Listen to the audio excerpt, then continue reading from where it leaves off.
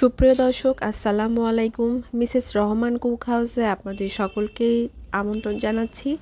আজকে আমার রেসিপি বুটের ডাল দিয়ে মুরগির গিলা কলিজা। আর এই রেসিপিটা কিন্তু অসাধারণ লাগে, গরম গরম রুটি পরোটার সাথে কিন্তু খুবই মজা লাগে। তো শুরু থেকেই শেষ পর্যন্ত রেসিপিটা দেখতে থাকুন, আশা করছি আপনাদের কাছে ভালো লাগবে। ফ্রাই প্যানে সরিষার তেল দিয়ে দিয়েছি, আর সরিষার তেলটা গরম হয়ে আসার পর 3টি তেজপাতা এখানে দিয়ে দিলাম। সেই সাথে এখানে দিয়ে দিলাম 1 কাপ এখানে পেঁয়াজ কুচি।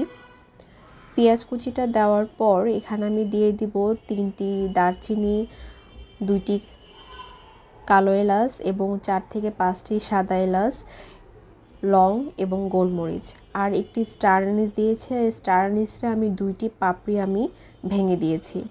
সবগুলো মশলা তেলের ভেতরে হালকা একটু ভেজে নিতে হবে। যখন মশলা থেকে খুব সুন্দর একটু অ্যারোমা বের হবে, ঠিক সে পর্যায়ে এখানে আমি অ্যাড করে দিব 2 টেবিল চামচের একটু কম, মানে 1.5 টেবিল চামচ এখানে আদা বাটা, 1 টেবিল চামচ এখানে দিয়েছি আমি রসুন বাটা। আদা বাটা রসুন বাটাটা দেওয়ার পর তেলের ভেতরে ভালোভাবে ভেজে নিতে হবে, যেন মশলার যে কাঁচা স্মেলটা সেটা চলে যায়।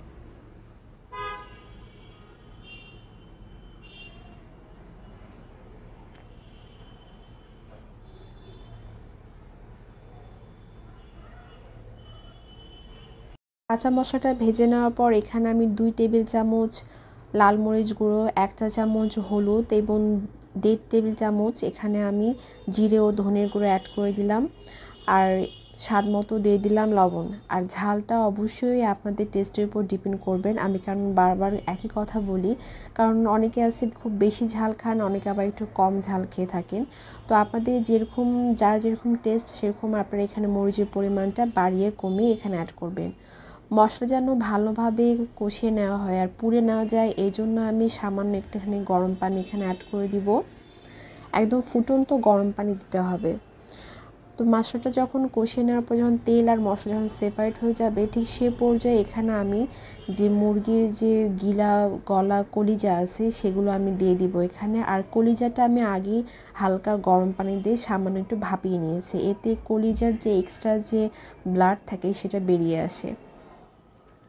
সব কিছু দেওয়ার পর মশলার সাথে খুব ভালোভাবে মিক্সড করে নিতে হবে।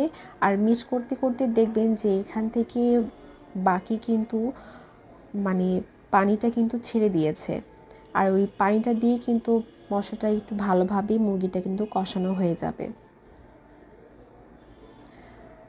আমি সামান্য একটু গরম পানি এখানে অ্যাড করে দিলাম।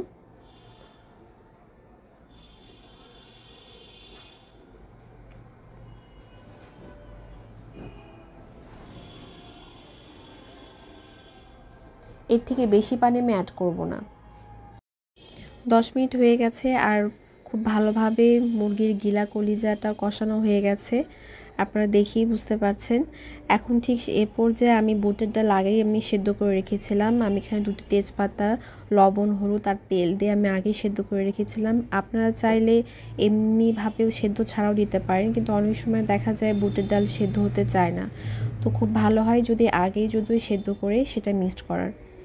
বুটের ডালটা দেওয়ার পর খুব ভালোভাবে মিক্সড করে নিতে হবে। আর এখানে আমি 4 থেকে 5টি কাঁচামরিচ এখানে অ্যাড করে দিলাম, এতে খুব সুন্দর একটা স্মেল বের হবে। এখন আমি আবারও ঢাকা দিয়ে দিব, ফিরে আসছি 10 মিনিট পর।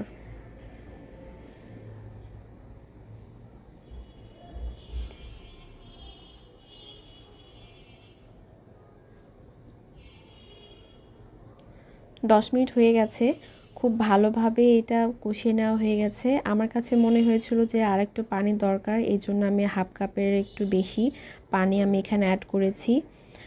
আর এটা পুরোপুরিভাবে হয়ে গেছে, এখন এটা আমি বাগার দিব। এখানে আমি তেল অ্যাড করেছি, তেলটা দেওয়ার পর এখানে 3টি শুকনো মরিচ এখানে অ্যাড করেছি। আর শুকনো মরিচের খুব সুন্দর যখন একটা স্মেল বের হয়ে আসবে, ঠিক সে পর্যায়ে এখানে একটি পেঁয়াজ কুচি আর 4 থেকে 5টি রসুন কুচি এখানে অ্যাড করে দিতে হবে। 4 থেকে 5টি আমি রসুনের কিন্তু কোয়া নিয়েছি। তেলের ভেতরে খুব ভালোভাবে যখন ভেজে নেওয়া হয়ে যাবে, খুব সুন্দর যখন আস্তে আস্তে যখন একটা কালার চেঞ্জ হয়ে যাবে, ঠিক সেই পর্যায়ে এখানে আমি হাফ চা চামচ এখানে পাঁচফোড়ন আমি অ্যাড করে দিলাম। পাঁচফোড়ন কিন্তু বেশি দেওয়া যাবে না, তাহলে কিন্তু তিতা লাগবে। যখন কালার চেঞ্জ হবে ভাব, ঠিক সেই পর্যায়ে এখানে লাল মরিচের গুঁড়ো এখানে আমি হাফ চা চামচ অ্যাড করে দিলাম।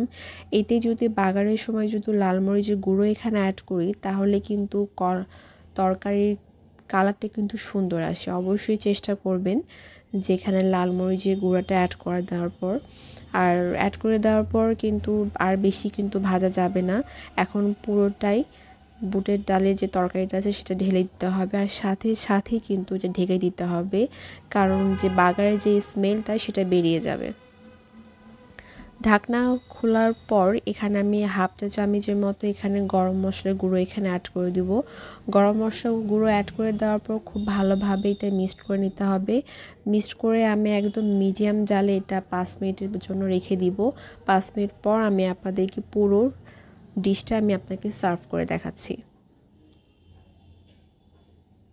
প্রিয় দর্শক, বুটের ডাল দিয়ে মুরগির গিলা কলিজার রেসিপি একদম কমপ্লিট। আর এই ডিশটা রুটি, পরোটা, গরম ভাতের সাথে কিন্তু অসাধারণ লাগবে। আপনারা বাসায় অবশ্যই ট্রাই করবেন। আর রেসিপিটা যদি ভালো লেগে থাকে তাহলে অবশ্যই লাইক, শেয়ার, কমেন্ট করতে কিন্তু ভুলবেন না। আর সাবস্ক্রাইব করে আমাদের চ্যানেলের সাথেই থাকবেন। আর ফেসবুক পেজ থেকে যারা দেখছেন তারা অবশ্যই লাইক আর ফলো দিয়ে রাখবেন। তো দেখা হবে নেক্সট কোনো ভিডিওতে নতুন কোনো রেসিপি নিয়ে। আল্লাহ হাফেজ।